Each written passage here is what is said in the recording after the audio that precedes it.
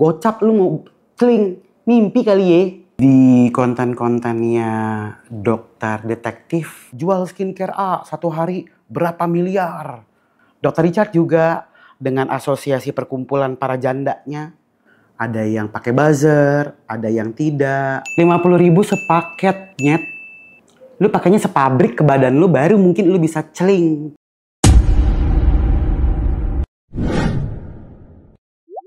Munculnya detektif skincare ya, dokter skincare, dokter detektif. Nah itu gimana pendapat lo? Mencerdaskan sih gitu ya. Kalau gua melihatnya di konten-kontennya dokter detektif gitu ya, gua lihat semuanya. Dia tidak pernah dia tidak pernah bilang kalau misalkan jangan beli skincare ini, jangan beli skincare itu.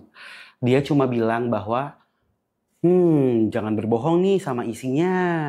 Harusnya ya jangan overclaim. Gua sih ngelihatnya kayak gitu ya. Jangan sampai overclaim bahwa kandungan yang ada di dalamnya itu tidak seperti apa yang dibicarakan.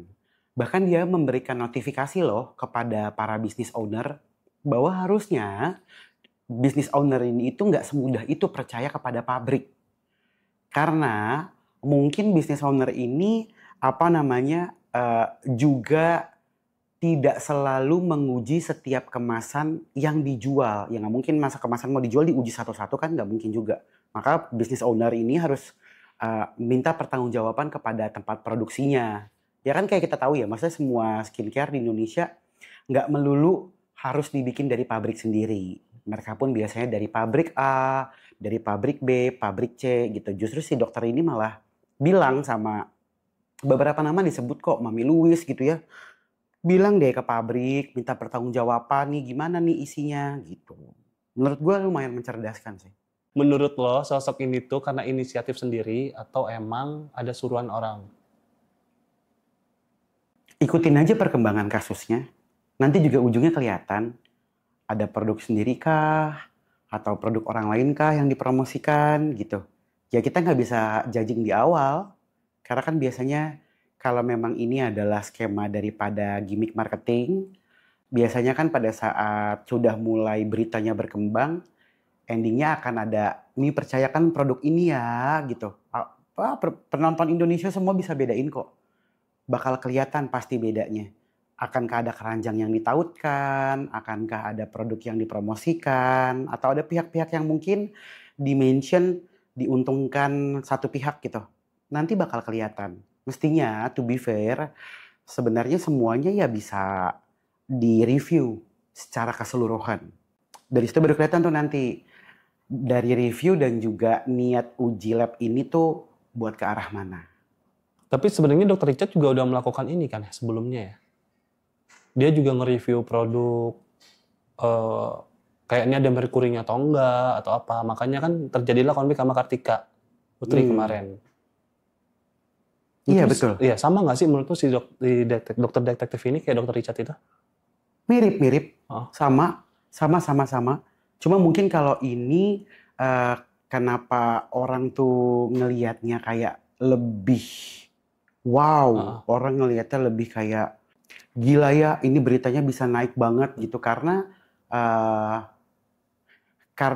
skincare yang di-review untuk awal-awal memang skincare yang namanya kalau kita lihat itu lagi penjualan nomor 1. Kalau lo lihat ranking 1, ranking 2, ranking 3 pada saat lagi penjualan di platform TikTok kan. Jadi mungkin itu dia kenapa orang tuh lebih naruh perhatian. Kalau dulu kan mungkin Dr. Richard tuh bukan merek-merek yang sekarang ini lagi banyak bertebaran. Hanya dulu kan zamannya endorse Instagram gak sih?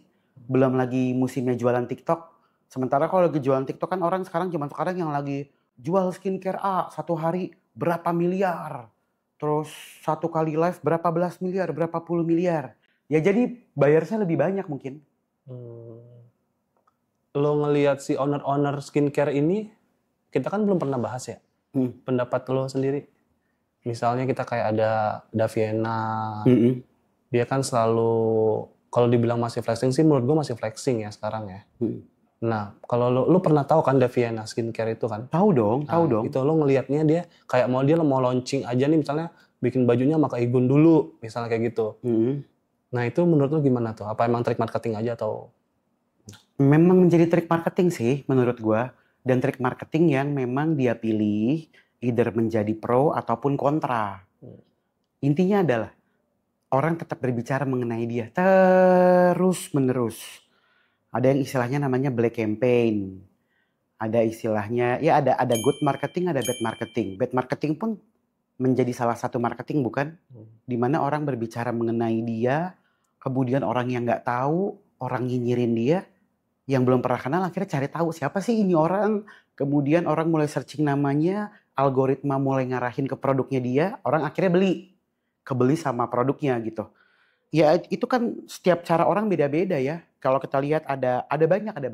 Ada Daviena, ada Dokter Glavica, ada ibu, mami, mama, panggilnya siapa kalau Sheila? Sheila Saukia, ada MS Glow, juga MS Glow dengan influencer selebritinya dia gitu kan. Ya setiap skincare punya caranya beda-beda. Dokter Richard juga dengan asosiasi perkumpulan para jandanya. Iya kan? Dokter Richard itu pemeluk loh. Kalau tiba-tiba ada seorang perempuan yang tersakiti, kemudian ada seorang perempuan yang diselingkuhin, Dokter Richard pasti datang. Ya itu kan caranya mereka masing-masing sebenarnya. Nggak ada yang salah, nggak ada yang benar. Tinggal gimana mereka mempertanggungjawabkan produknya agar disukai dan produknya memang bagus. Sampai kapan sih skincare ini akan terus di Indonesia ini menurut lo? Ada waktunya nggak sih? Panjang skincare mah. Gue pernah ngobrol sama satu orang gitu ya. Gue bilang, skincare tuh emang bagus banget ya. Cewek-cewek tuh di Indonesia soalnya hampir jarang banget ngabisin satu merek skincare. Mereka tuh biasanya kan cewek tuh kalau belanja tuh kan pakai emotion. Mereka tuh pakai nafsunya mereka nih. Ada tren baru apa, mereka cobain. Ada tren baru apa, cobain. Bukan cuma skincare, kosmetik juga. Coba aja cek ke kamar cewek-cewek. Ada berapa banyak tuh jenis kosmetik di kamarnya. Ada berapa banyak brand skincare yang ada di kamarnya. Karena mereka biasanya tuh ngikutin apa yang lagi hype gitu loh. FOMO ya kalau istilah anak zaman sekarang tuh. FOMO. Pengen coba gitu. Jadi sampai kapanpun skincare akan terus coba. Orang akan terus beli apapun istilahnya. Dosting lah, ada yang macem-macem, ngeliatnya unik-unik banget zaman sekarang ya. Ya cewek-cewek pasti ikut-ikutan lah, gue pengen coba gitu.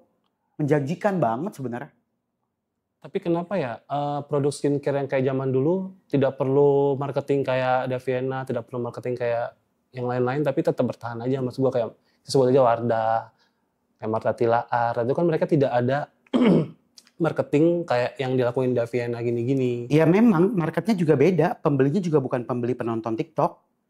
Pembelinya juga bukan anak-anak yang aktif di sosial media, mereka punya marketnya sendiri gitu.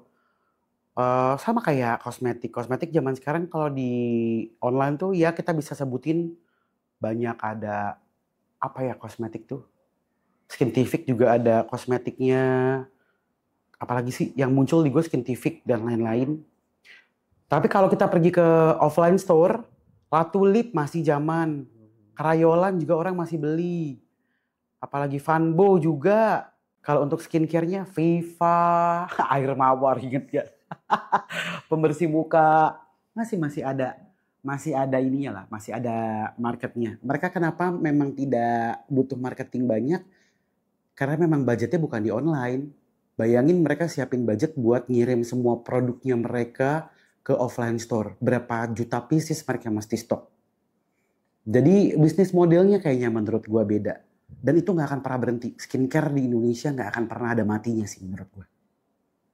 Tapi teknik marketing yang dilakuin owner-owner ini tuh akan bertahan nggak sih menurut lu dengan cara yang sama? Enggak lah. Tidak akan bertahan. Makanya mereka terus improvement. Dari mulai bad marketing, good marketing.